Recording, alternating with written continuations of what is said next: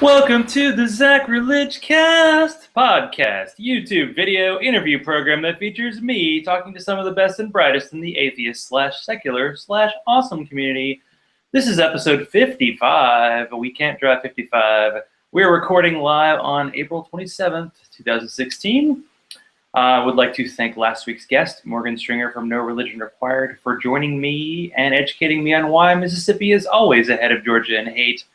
We'll try to catch up. We'll do our best. Tonight, I bring on Adam Collins. As soon as I confirmed his availability for tonight, I went and binge listened to the 2 amazing episodes of Adamant, Atheism that are out there. That's right, catch a baby podcaster before they blow up, and don't return your Facebook messages for 10 whole minutes. He has his own t-shirt, so he is big time. Welcome to the show, Adam. Thanks, Zach. Very flattering, buddy. I'm glad to be here. Well, it's good we were able to work it out on short notice, but I wonder if you could start with kind of talking about your own personal religious background. Oh, wow. That's quite extensive. Okay, so I grew up with my mom's dad was a Methodist minister, and my stepdad, whole family are Catholics, and my dad is a born-again fundamentalist evangelical Christian. So I was getting it from all 3 sides growing up. And I bought into it wholeheartedly, 100%. I truly believed every bit of it. I wasn't forced to go to church because I was more than happy and ready and willing to go to church all the time. I took it so far that I was the dickhead on the playground with a Bible preaching to people at school and loving it when they would pick on me, because the Bible says the more you get persecuted in my name, the greater your reward is in heaven. So I sought out persecution and shit like that. And as I got older and took it even more seriously, I realized that so many people were going to burn in hell forever for not believing the way I did. So I made it my mission to go out and learn apologetics and learn atheist arguments to see what the hell they were talking about and teach them how they were going down the wrong path. And in doing that, like I said, I read a lot of atheist arguments, and it just started to make a lot of sense. And I had to ultimately pick, do I want to keep believing what I feel is good, or do I want to be honest and go with what's the truth and with the facts? And ultimately, I took the route of honesty, and I had to give it up. And I've been on the opposite side of the fence pretty much ever since. So was there an official moment when you were like, all right, I have to go a new way? I think so, yeah. It's when I was with my last girlfriend, probably 6.5 or 7 years ago. We were at a bookstore, and I was already pretty deep into thinking I didn't believe anymore. I wanted to, but I just couldn't do it. We were at the bookstore, and I was reading, and this was after a 7-year period of a slow transition. But after we left the bookstore and after I bought a couple books, it just dawned on me, okay, I am an atheist. I have to start using that label because that's just what I am. And I told my girlfriend, and she was a Christian at the time. She said she was sorry to hear it, but I was unfazed because it felt so liberating and freeing to finally just admit who the hell I was. And I've pretty much been going full force atheist activist ever since. Well, I bet it did feel good because you kind of took the label that was given to you, and then you're like, well, what do I actually think? I don't know. Correct. I wonder if parents give their kids enough leeway to do that. It's hard to say. You mentioned a friend's kid going through confirmation or communion or one of those Catholic rituals. Yeah, their first communion was this past weekend. Yeah, my nephew had his confirmation. I don't even know how this works. I should probably look it up, but I know I was there at their first communion. Both my nephews went, and it just was kind of scary, and it was at the point where I was like, maybe I should be more open about being an atheist. And now it's many years later, and it's just like you're just agreeing to what you've already been signed up for your whole life. So it's some ways it's like I don't feel mad at anybody who stays with that route, but I do feel a lot of empathy for people who make the switch. Did you get kind of any kind of pushback from the family when you made this decision, or you're open about it? I was always pretty open about it. I mean, like I said, my mom's dad, my grandpa, was a Methodist minister, and I never used the term atheist to him, but we always had like deep philosophical discussions. And he knew that I didn't necessarily believe, but I don't think that he ever knew that I called myself an atheist because he died not long after that, and I sort of had it toned down a bit from where I am now. But mostly that was just because I was just getting into atheism. I didn't know anybody in the community. Didn't even know there was an atheist community. Um, but my mom and my stepdad, they don't care about religion either way, so they didn't care. My dad didn't know till about maybe 3 years ago because I really tried to shield it from him because I knew how hard he would take it. And he did take it hard when other people in the family ratted on me or whatever. They decided that it was best for him to see all the shenanigans I do online, like burning a Bible and pissing out the ashes and just all the ridiculously flamboyant shit that I do uh, online. And I mean, we're cool, but we don't talk, we don't hang out, we don't visit. But like if I saw him out and about, we'd exchange a hug and an "I love you." But he's so polar opposite of what I am. He's a super hardcore Christian, Republican, conservative, listens to Rush Limbaugh, Sean Hannity every day, goes to church every weekend. We couldn't be more polar opposites, so we don't have much to talk about pretty much. But like now, as far as hiding it and being open, nobody who knows me doesn't know. I'm the most open book person that you'll ever meet. I don't hold back, but yeah, I'm very open about it. Now, you mentioned burning a Bible and peeing out the ashes. Is this the Reason Con Bible that you brought home?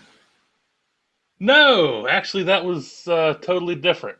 I just threw that away, but my mom took it out of the garbage to use for kindling for her fire she was building that night. Like she wasn't even doing it like I would do it as like a form of protest or anything. She just like mindlessly thought, "No, that'll be good kindling. I'll just use that and burn." She had no malicious intent. It was innocent and just hilarious.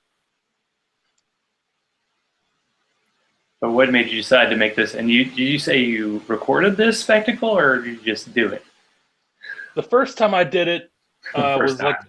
yeah, it was like 4 years ago, and I did it as a picture montage because I'm not very technologically inclined, so I just set my camera up and took 5 pictures of me showing the Bible, pouring gas on it, lighting it on fire, and then a picture of it just blazing on fire, and then me standing over the ash or standing over the fire, pissing out the flames. That had a lot of people pissed off. That was like 4 years ago. A lot of people in my family said they didn't want to talk to me for a while, but I don't care. But then I just did it again. I made a video back in December, I think, or January. It ended up getting like 12,000 views. That was the most popular video I did up until that point. But I did it as a way to show that there's nothing sacred. I burned the Bible. I burned a Quran. I burned a Rig Veda from the Hindus, the American flag, the Confederate flag, the God Delusion, a lot of atheist books, all the religious holy books and atheist books and flags, just to show that nothing's sacred and that you can burn these things. And that doesn't make them go away, and it's not necessarily a bad thing because you can still get a Bible or a flag anywhere. I was basically just trying to prove a point. That's all that was. Now, is this like a montage, or do you do like one a week? Here's what I'm going to burn this week. We already have a video series planned now. No, it was just a one-time montage. It's like a 5-minute video of me talking about it and torching all the Bibles, even a satanic Bible I threw in there. And Cool. yeah, it was pretty fun.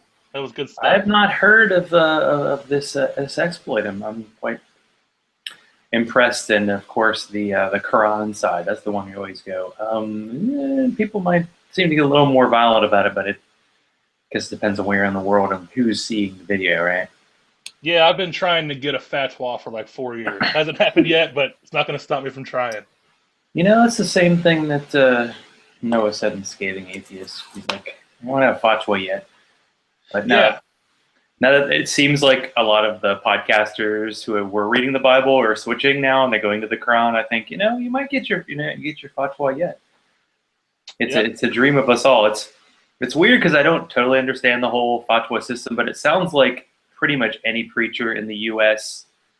could basically make a statement and it would be the same thing because there isn't like a poop of Islam. There's just kind of like local people say whatever they want. So, but it sounds formal, right? It sounds like fatwa, you know?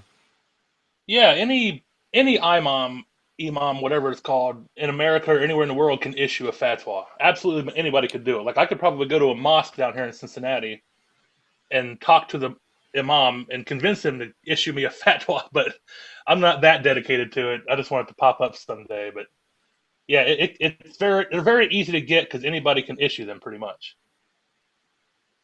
Cool. Well, it's easy. That's so cool. Just hand them out, you know? It's like, what, indulgences or something? Just pay them like $5. Yeah, they don't really get enforced in America anyway, because you can't just go around killing people for having a fatwa on them in America anyway. Not yet. Right. So let's talk about your show. I like to do a little bit of a quick question and answer so people can get to know your show. And then obviously after this, come over and listen to everything you got. So can you do an introduction, kind of how this show started, what your kind of concept was, and how it's kind of developed over your episodes you've produced so far?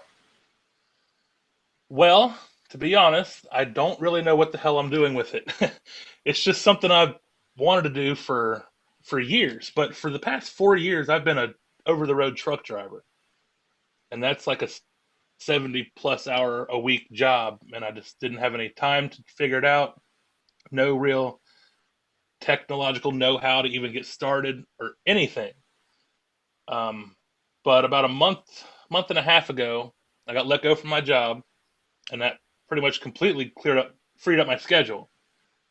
So I just got as many friends as I know who were in podcasting or knew about audio production or anything like that. I asked them to give me some pointers, and it took about a month, and I think I got it pretty well figured out as far as like audio editing and stuff like that.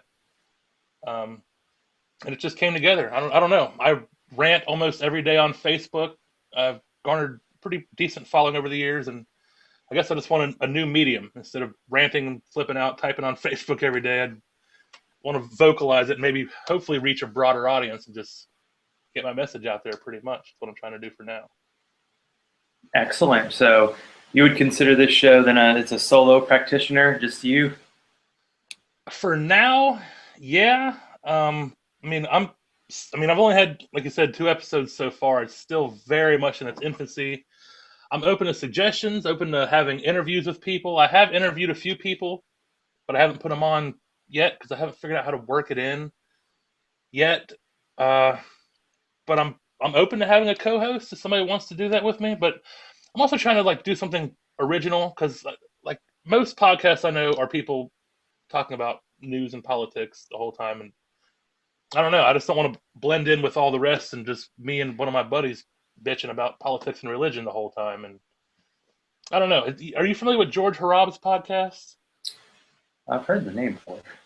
He's an atheist podcaster. He's the only one I know who my show is, I guess, most similar to, except for he's not exclusively atheist.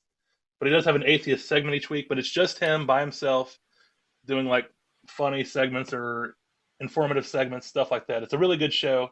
I don't expect to be as good as George Harab, but that's basically the format that mine is now. But I'm totally open to exploring new ideas and stuff. Well, I always give kudos to the solo practitioners because that's me, basically. I just bring on people to interview every week. And Sure. of course, I have to find a guest every week, which is a bit of a pain, but I don't have another person assisting in any way, and I don't have another person to kind of adjust schedules for. I do that on a totally different subject, but not on this one. So why do you have to fucking curse so much? uh, some people have asked me that. Some people like that. I don't know. I guess it's just my passion.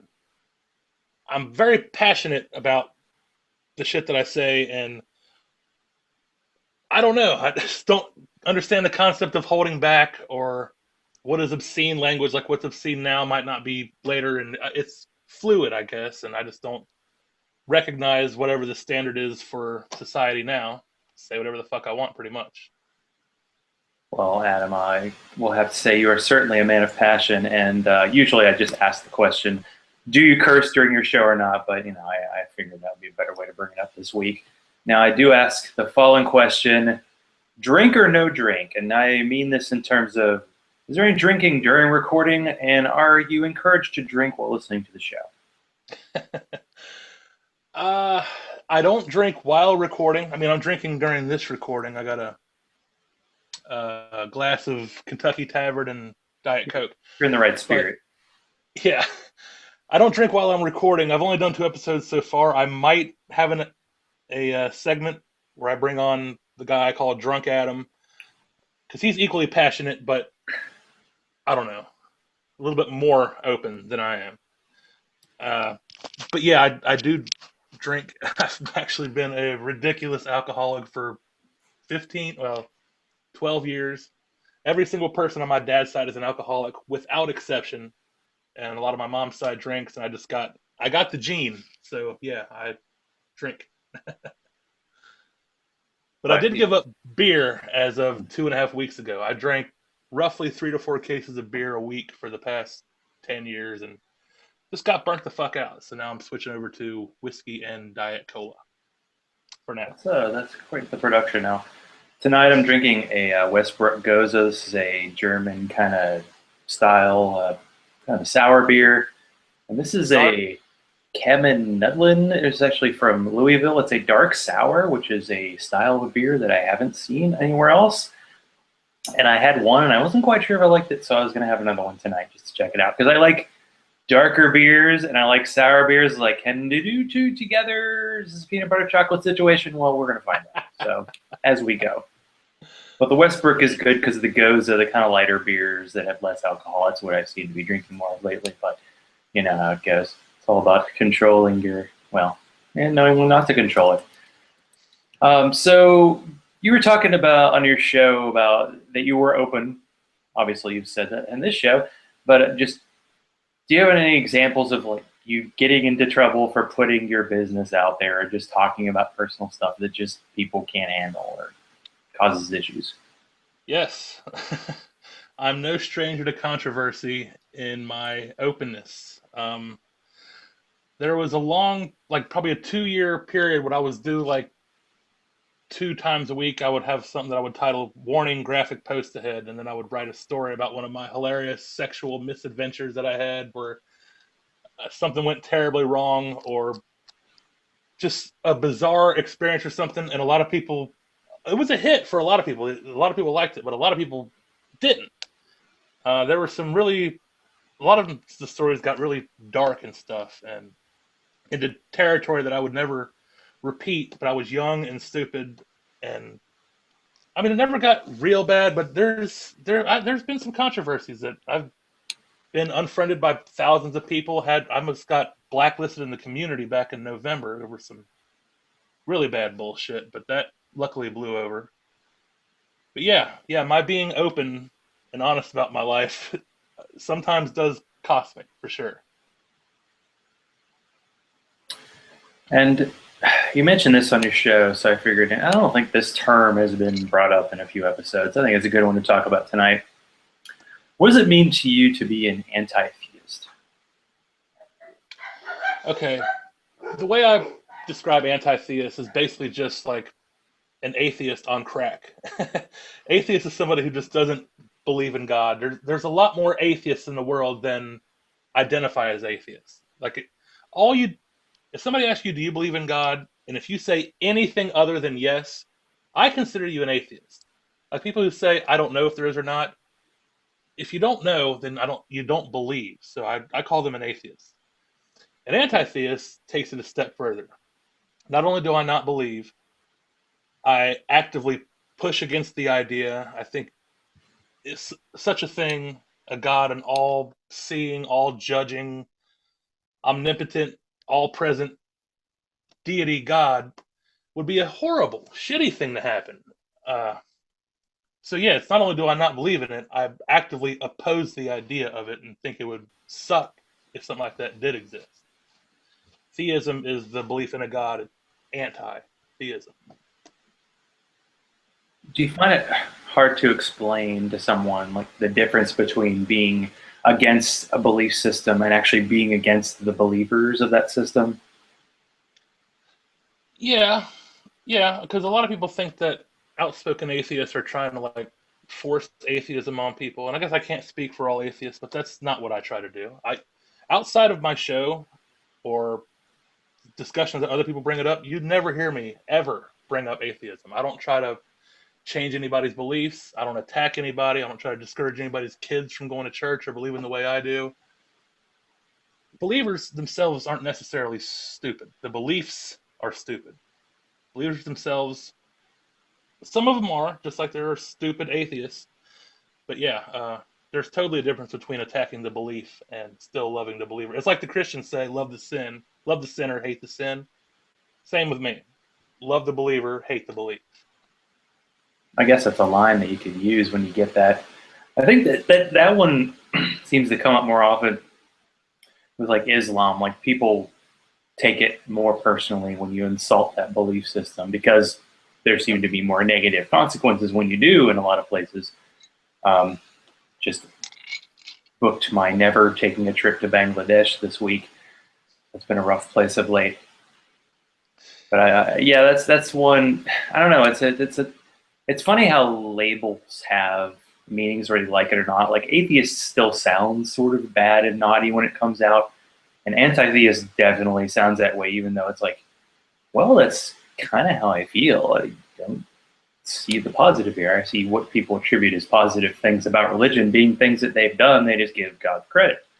When bad things happen, it's clearly their fault, even though that should all be the same deity's creation. But I don't know. I figured it'd be something worth talking about. Sure. I mean, the term atheist does carry with it a negative connotation, and I hate that. And that's why I try to be open and I try to get other atheists or people who don't identify as religious to adopt the term, because the more widely used and the more people who use it, the more it'll become accepted. I'm hoping that within 10, maybe 20 years, atheists will, like, people won't even bat an eye at the word, whereas now they hear atheist and just think I'm some kind of blood drinking, devil worshipping weirdo, and it's just not that. I just don't happen to think that a man in the sky exists. It's really just that. There's no justification for its negative connotation. I don't get it. I guess it's just been banged into people's heads. Pretty It's much. got a little smoke kind of flavor in this thing. I don't know about that. Smoke and beer, kind of separate, but together, I don't know. Yeah, I don't. Like I said, I'll have smoke. to sip and discover my true feelings. Right. I only smoke when I drink. Like on days that I don't drink, I don't have any cigarettes at all. So, yeah, they totally go together. Because when I do drink, I totally smoke. I think that was a line from a movie. James Belushi said it. He's like, Really? I only smoke when I have sex. How much do you smoke? 5-6 packs a day. You know. That's pretty good. Yeah. Well, maybe this is the second or third time this happened in the show history, but we have a meeting of two dudes who have had the snip, have had the vasectomy. So how come that procedure that happens quite often never gets challenged by pro-lifers compared to anything that a woman ever does? Because religion is mostly a misogynistic institution. It's about controlling women's bodies. I'm a man, so I can do whatever the hell I want, according to pretty much every religion. They hide under the guise of it's about saving a baby's life, and that's horse. I mean, they might believe that, but if that's the case, then they're being very selective. Because as soon as that baby's born, they're all about they don't want any social programs to help the mom, no uh, affordable daycare, no food stamps, no paid leave to take. I think it was like George Carlin said, they want live babies so they can grow up to be dead soldiers. Very war minded. Yeah, I had a vasectomy, and not one person ever said that I shouldn't, or there was a moral argument against it ever. A woman wants to get an abortion 3 weeks into a pregnancy, and now she's murdering the next Einstein. I've heard that argument. It's disgusting. It's misogynistic bullshit. I guess it never comes up in the whole vasectomy. Like if you're a guy who didn't want to talk about it, it's like, oh no, it's like my manhood. It's like, no, it was a quick procedure. It wasn't very fun, but it was done for a good reason, and to make sure that I only have cats and not kids. It's really good of the humanity. I had one son. Right. So, Adam, how do you keep from drowning in privilege? Well, I guess because I acknowledge that privilege exists.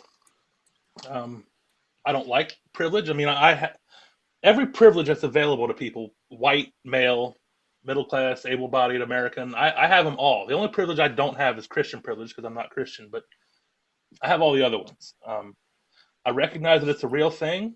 I don't like it. It's blatantly unfair. It's institutionalized within our culture to be that way. I mean, I think women to this day they get, is it 70 cents on the dollar that a man makes? And you can prove this statistically, and it still gets denied by a lot of people because they grow up with this privilege and they don't even recognize that it's a thing, and they get told about it, and then that interferes with their confirmation bias. I think they don't want to accept it, but realistically, you can see it, you can prove it with facts and numbers and statistics that it does exist. And I guess by recognizing it and fighting against it is how I hope from not drowning in it. That's the best I can do. Yeah, it's as I say quite often on this show, it's about time, a white guy got to get to say what he felt, on a podcast. So, way to do that. Way to take advantage. Yeah, fight the power. So, who is Conservative Bob? Conservative Bob is the least liked segment on my show so far. I think only one or two people said that they like him, but I think it's funny. It's just me with my voice slowed down, talking like a hillbilly, raising conservative arguments that I converse with him about and shut him down. He's basically my dad. Redneck, conservative, all the things that are bad with America embroiled into one character that I made up. And so, is this your version of having a talk with God, talking to yourself? As long as you acknowledge it, you're cool. That's actually not a bad idea. Maybe I'll have God on next week. Have a talk with him. I've heard other podcasters kind of do the voice adjustment thing to either be God or their normal voice is God. Yep. I guess you can't be the voice of God unless you're Morgan Freeman, but then we could get close, can't we? Sure. Yeah, I think Neil deGrasse Tyson just last year had a whole 2 show long interview with God. It's pretty entertaining.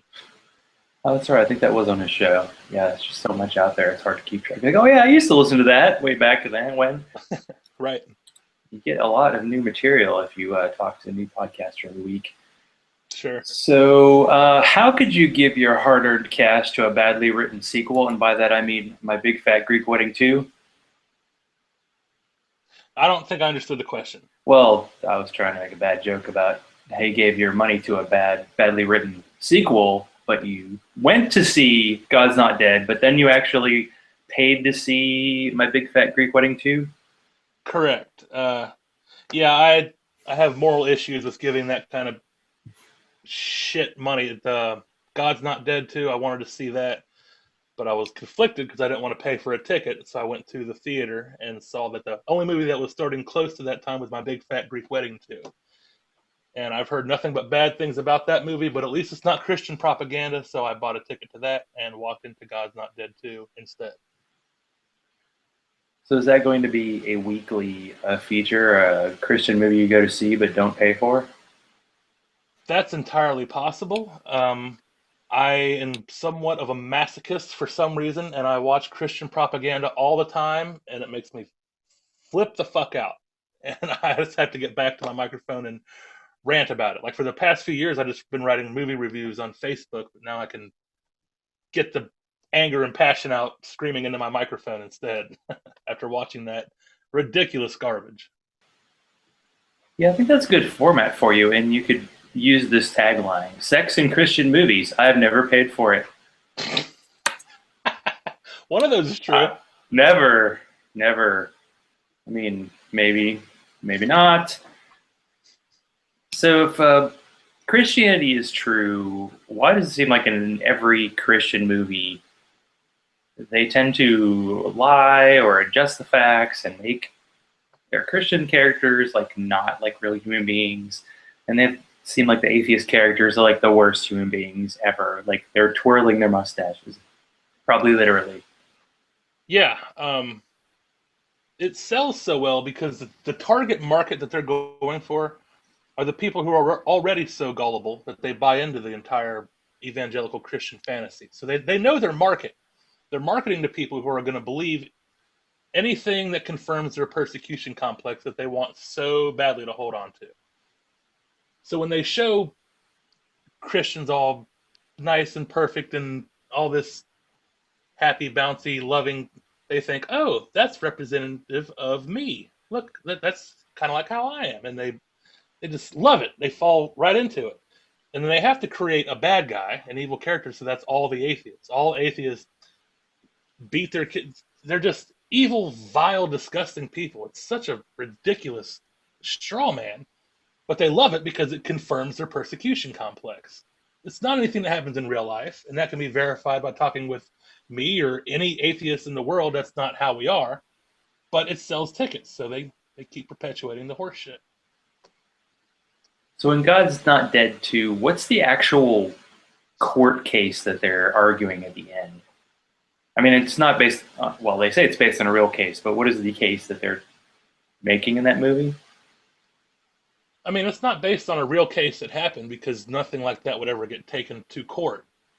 What happened was the teacher, she's a history teacher, and she was talking about how Gandhi and who else was it? Gandhi and Martin Luther King, Yeah. yeah, had tactics of nonviolence.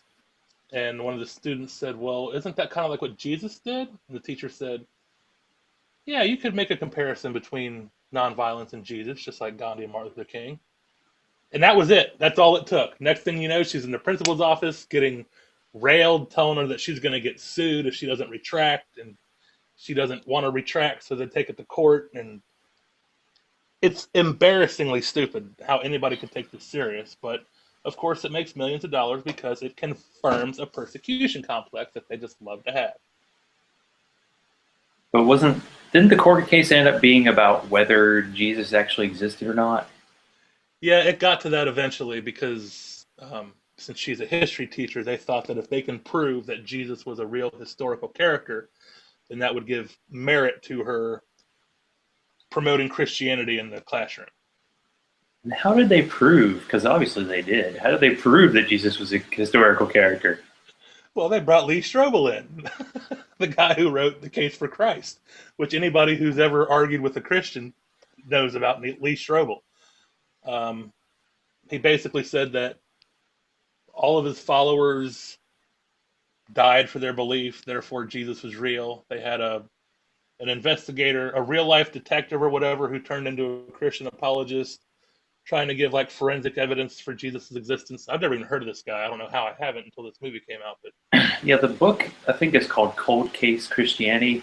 And if you want a breakdown of that book, I listened to Steve Shives on his YouTube channel. He likes to break down kind of Christian books. And it just gets so, like, he's trying to make the case like a detective, but they're like, wait a second, you're the detective that people still bring in for cases, yet the evidence you're using in this case is like all, it's very weirdly circumstantial. And that's just something, I guess I need to get like a Richard Carrier or someone on here to talk about the whole Jesus mysticism movement, just because you assume because everybody you know is Christian that there's just all this stuff out there proving that God exists, and we know about heaven, and we have all this stuff, and then you find out that not even like a flicker. It's like there's nothing there. And the fact that like the guy behind the whole thing, nobody wrote about it except these 4 gospels, and one guy wrote letters, some of which we know are forged yet are still in the book. I'm rambling, but it's like, how did this happen? Like, because, and all the people who are trying to make the case that Christ was a historical character are people who have to sign papers saying that they are Christian and won't say anything negative. I don't know how you actually get,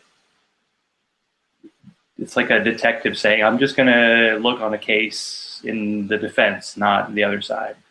It's like, I don't see how you get anything out of that. So Yeah, a lot of the prominent apologists who say shit like that love to tout the line beforehand. Like, I was an atheist beforehand. I was going in there completely objective minded with no belief, wanting to disprove Jesus. And it just somehow turned the other way. Kirk Cameron says that. Lee Strobel says that. The Cold Case Christ, whatever guy, says the same thing. It's a selling point.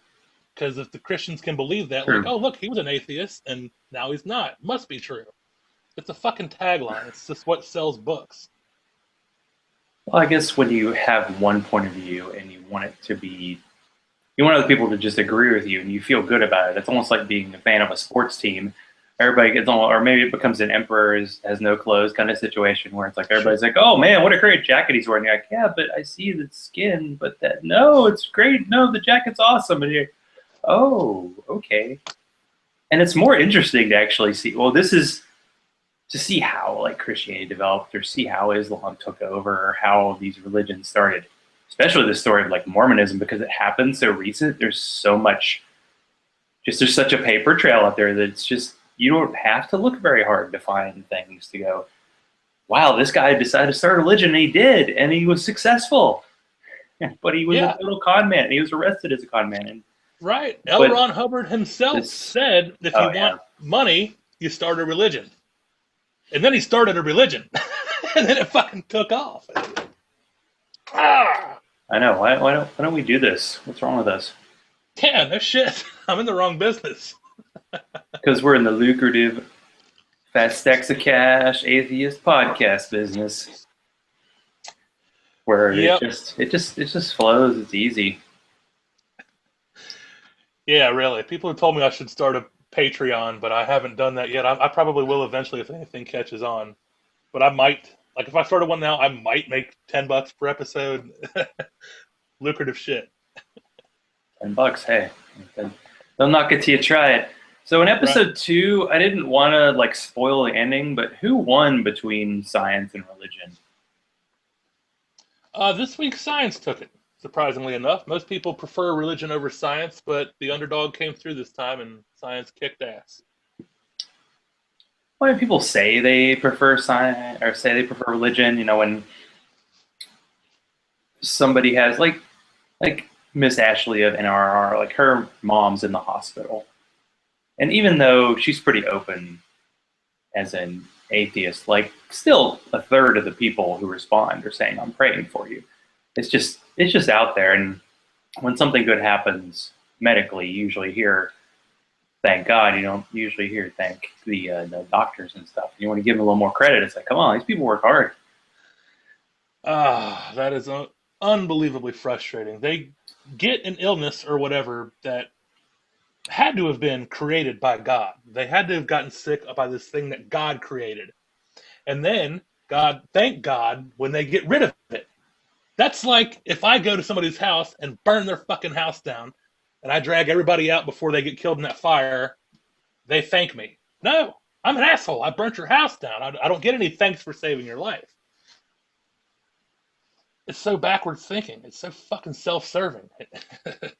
Ooh, keeps me pissed off. Now, there's some people in the atheist movement who really don't like Facebook, but it seems like you really embrace it. Like you have a ton of followers, and you like to have these kind of knockdown, drag out battles. What was it like when you decided to talk about the transgender bathrooms on Facebook, and like what came of that?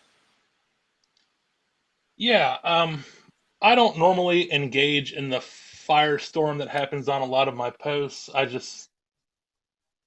don't know. I was late to the party regarding the transgender bathroom bill. I hadn't said much about it because everybody else was saying shit about it.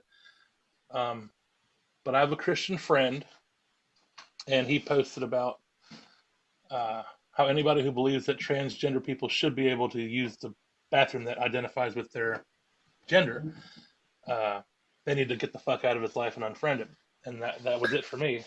So I just went on a tirade on Facebook explaining my position on it, and yeah, a firestorm popped up, and it happens all the time because I post shit passionately about controversial topics, and I have friends on my friends list on both sides of the aisle, far more liberal atheists than conservative Christians, but I do have some conservative Christians, just to like sort of keep me in check, because I don't want to have an echo chamber where it's only people who agree with me. Fuck that.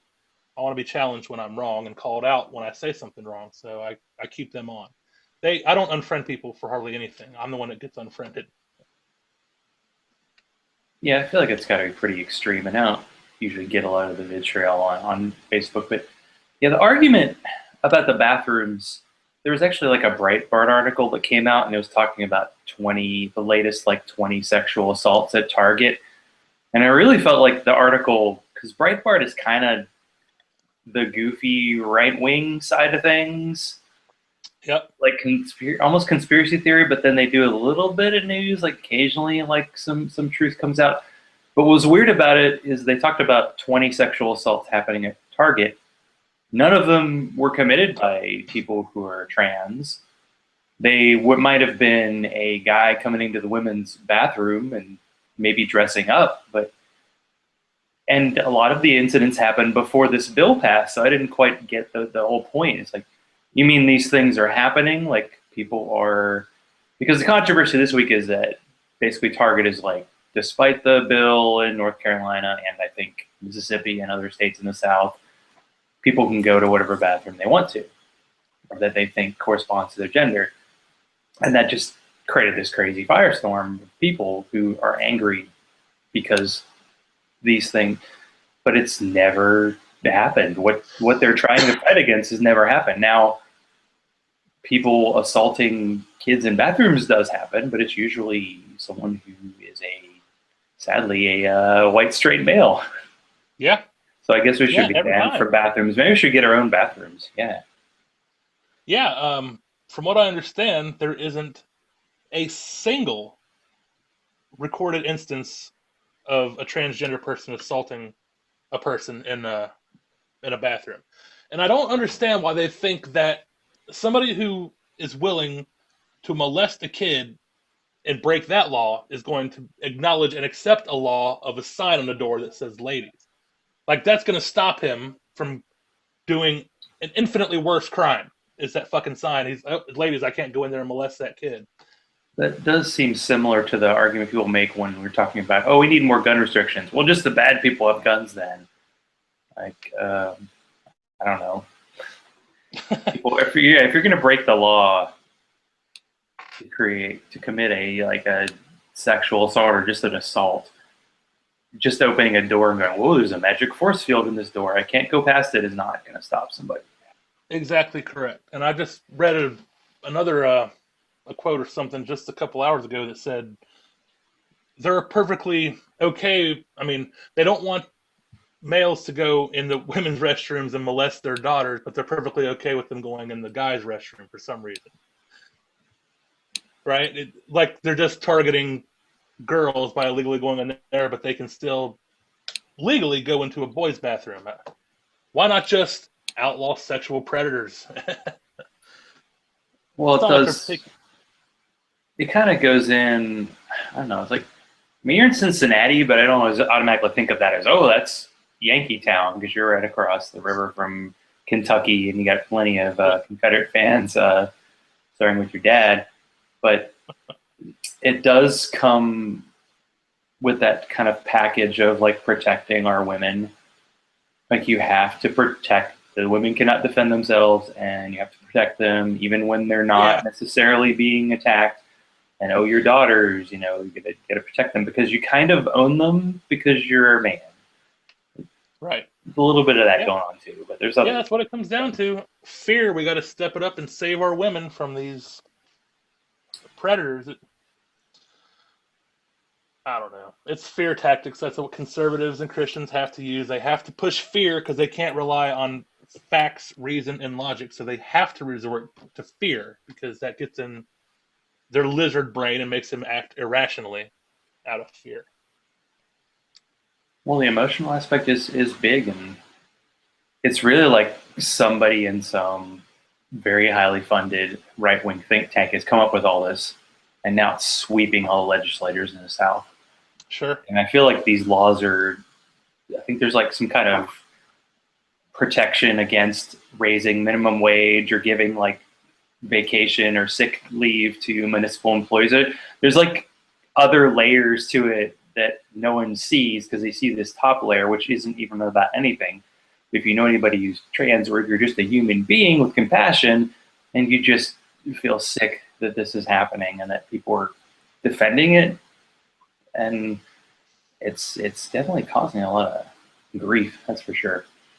But Yeah. I want to talk about, you posted this to Facebook, and I don't know, maybe this will be on a future episode of your show, but you actually interacted with a psychic. What was that experience like? Yeah, that was just this past weekend. The first time I've ever talked to a psychic in real life, and I wanted it to be more. I wanted. I didn't. I didn't expect it to turn out the way it did. The woman I talked to was actually really nice. Didn't try to really bullshit me. I think she was honest and said what she believed to be true. Because my aunt does the same thing. My mom's sister is a psychic and a Reiki master, if you know what that is. She has her own store, and we talk and stuff. And she knows where I stand as far as like atheism and stuff. Is Reiki like crystals?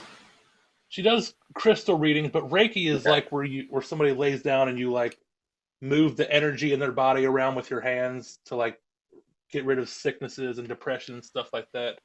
So like if you had like bullshit. a theremin, that would help you because you can make the woo sounds as you move your hands around. I should totally get her. No illusions, get on that.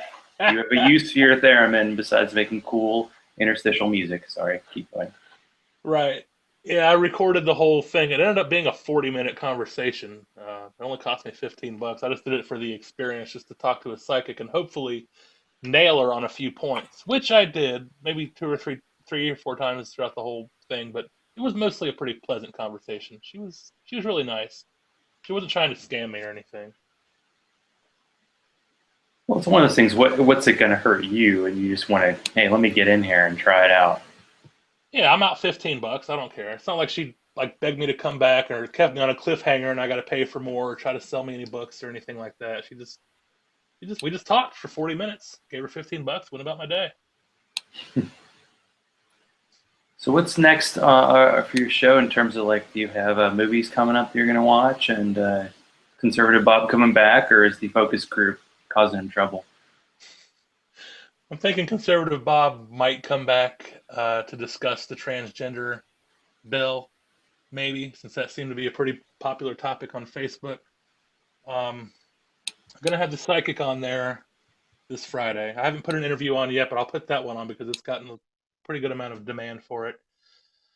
This weekend, my favorite comedian in the world is going to be in town, and I'm interviewing him on Friday. His name's Stuart Huff. He's an atheist, but he's more accommodationist about it than I am because he has to appeal to a larger audience for his livelihood.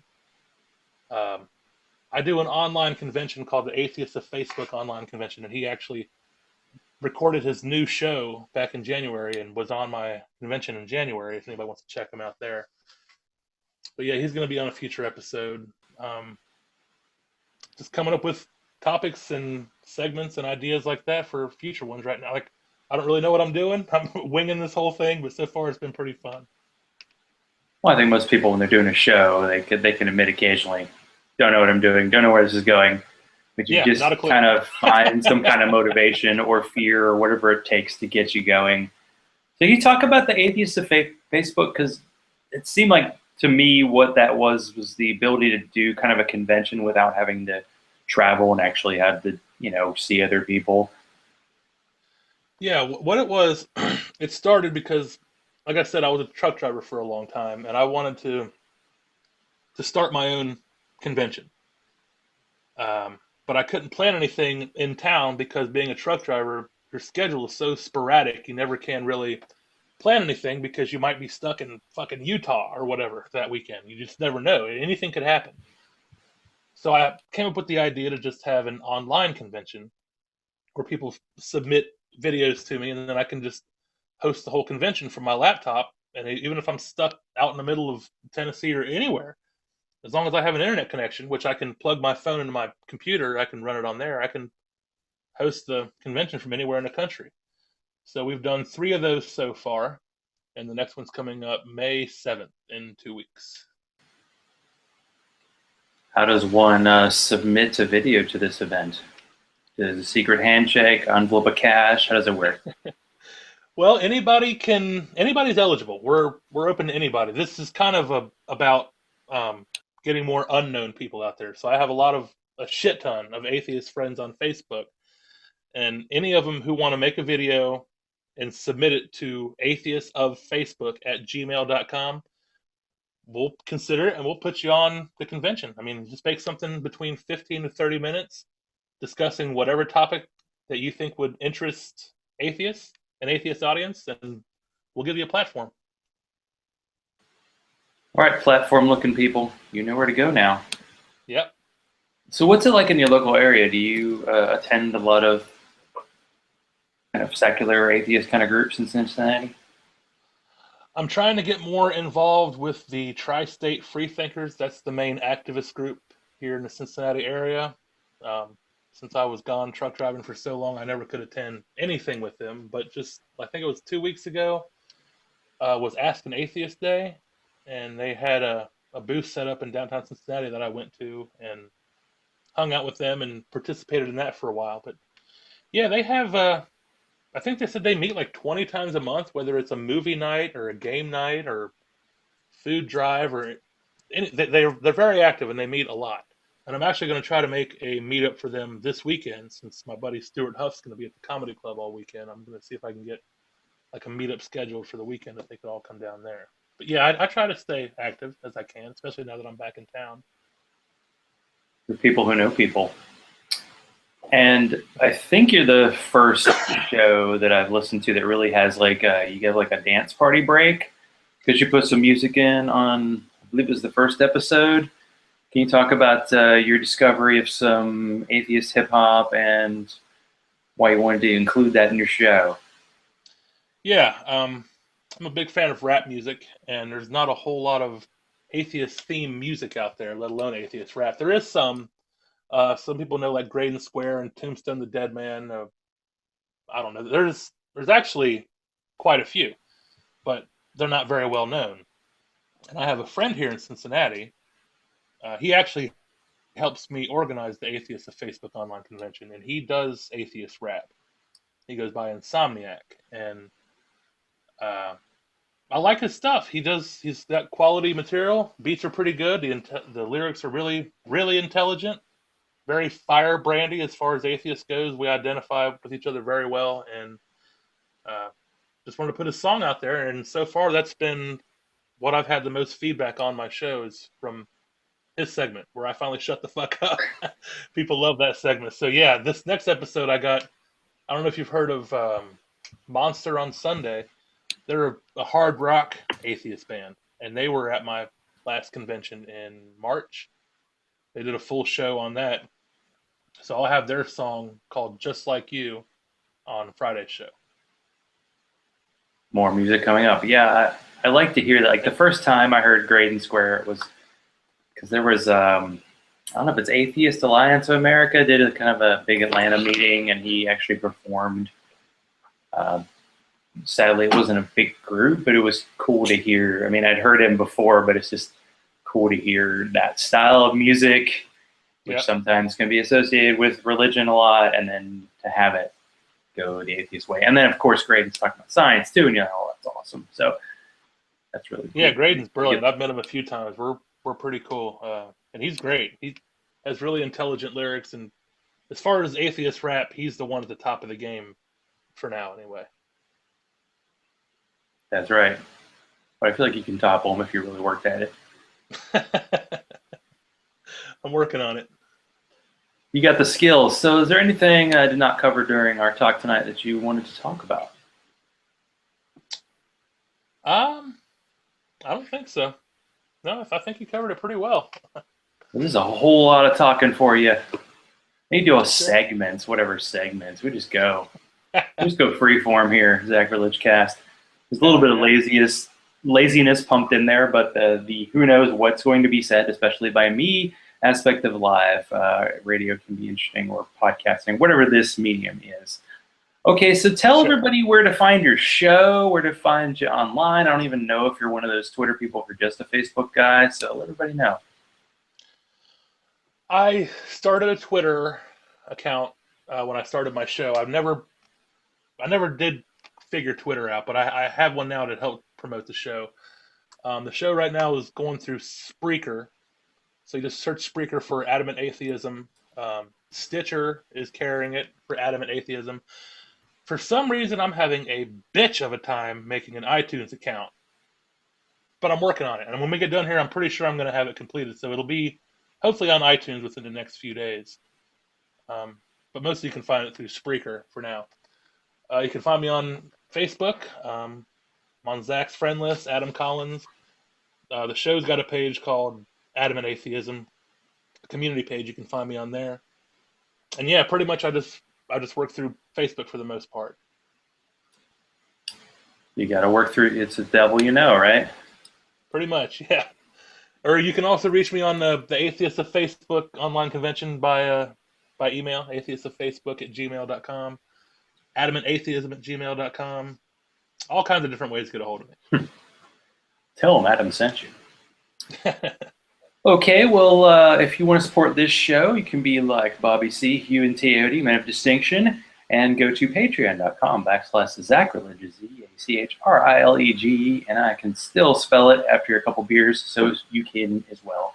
You can follow me on Twitter, that's just Zachrilege, and you can like the Zachrilege Cast page on Facebook and send all hate mail to zachrilege.cast@gmail.com. I would like to again thanks to Adam for being on tonight. For everybody who's listening, watching, whatever, stay safe. If you need to chat, I'm available. If you're an atheist and you feel alone, you are not alone. Reach out, let's chat, and get that human connectedness that keeps people coming back every Sunday. Stay skeptical. I love all y'all, and good night.